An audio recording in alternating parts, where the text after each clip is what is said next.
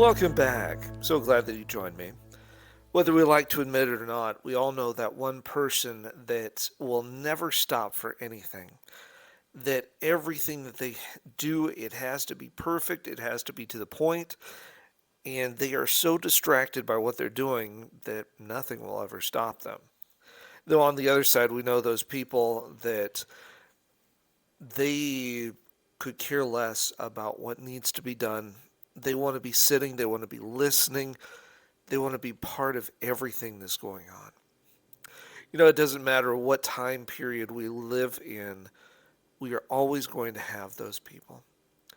And the amazing thing is, right here, God reminds us in His Word that there's a place for both, there's a time for both. But at the same time, we need to be asking ourselves, what is it that we need to be doing, and when is the right time for both? Especially as we're looking at things going on in our different denominations, in our different churches, in our families of faith. What are we doing to encourage those people that we could point to as Marys and Marthas to make sure that there's time to be busy and there's time to slow down?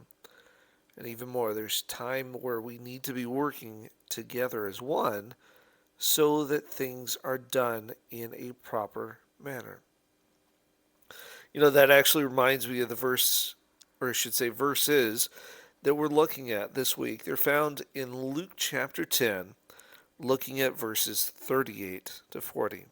It says this: Now as they were traveling along, he entered a village, and a woman named Martha welcomed him into her home.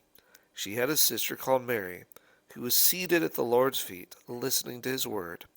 But Martha was distracted with all her preparations, and she came up to him and said, Lord, do you not care that my sister has left me to do all the serving alone?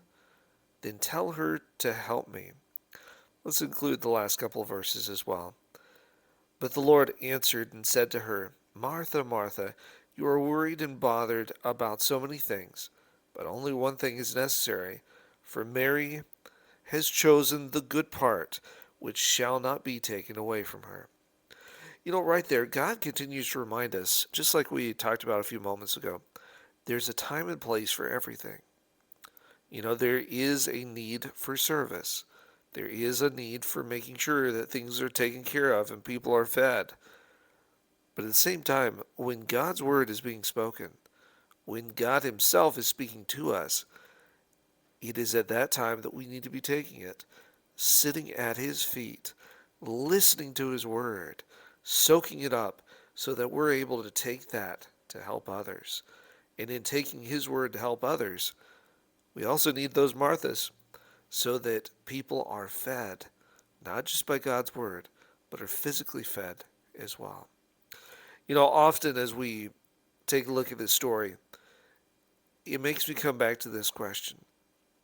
What are we doing? What are we being called to do?